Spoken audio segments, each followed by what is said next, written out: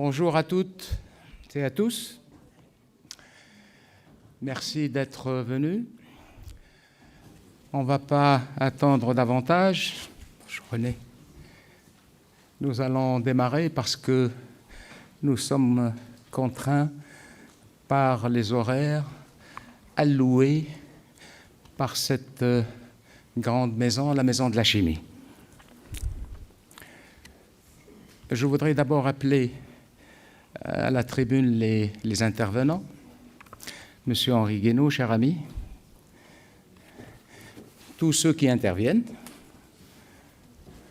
les 5.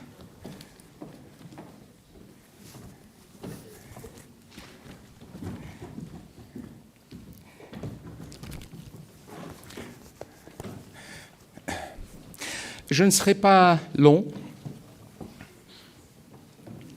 Pourquoi nous avons décidé d'organiser ce colloque consacré au retour? Alors, je n'aime pas beaucoup ce mot, mais je vais l'employer parce qu'il est popularisé maintenant, djihadiste. J'aime pas les appeler djihadistes parce que les appeler ainsi, c'est rentrer dans leur logique idéologique et dans leur combat politique. Ces gens-là ne sont pas des idiots et on sait que la terminologie est très importante pour les idéologies totalitaires et notamment théocratiques. Ce ne sont pas des djihadistes. Les djihadistes, autrefois, c'était ceux qui combattaient pour l'indépendance de l'Algérie, de la Tunisie, du Maroc. Ils s'appelaient djihadistes. C'était une bonne cause.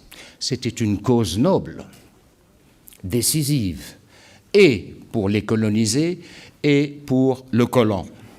Ces gens-là, ceux dont on va parler, ceux dont on va évoquer les faits, les forfaits et les méfaits, ils s'appellent, à mon sens, des islamo-terroristes. Pourquoi islamo? Ça renvoie à islamiste, bien sûr, et non pas à islam. Et terroriste parce qu'ils le sont effectivement. Nous avons décidé de traiter cette question parce qu'elle est d'abord cruciale, elle est brûlante, elle est explosive. Bonjour, Monsieur Poisson. Elle est explosive, sans jeu de mots. Et elle est superficiellement traitée dans les médias. Et pour cause. Ici, on va dire ce qui ne se dit pas ailleurs, c'est-à-dire la vérité. On a le droit de savoir, vous avez le droit de savoir qui sont ces gens-là, pourquoi sont-ils partis égorger des civils, des femmes réduites à l'esclavage en Irak, en Syrie. Pourquoi ont-ils pu commettre ces crimes contre l'humanité en toute impunité jusqu'à présent? Alors je parle, et nous parlerons bien évidemment de ceux qui sont encore en vie, n'est-ce pas? Heureusement, et fort heureusement, beaucoup ont été supprimés. Ils doivent être contents là où ils sont, puisqu'ils voulaient le martyr. Comme l'a si bien dit un jour Vladimir Poutine, pour lequel je ne vous cache pas mon admiration, il avait dit un jour, puisqu'ils veulent le paradis, il ne faut pas les en priver. Il avait dit aussi, bien auparavant, il n'était pas encore président, une autre phrase qui m'enchante personnellement. Lorsqu'il y a eu un attentat à Moscou, dans une école, si ma mémoire est bonne, il avait dit, ce sont ses propos, « Nous les pourchasserons jusque dans les chiottes ».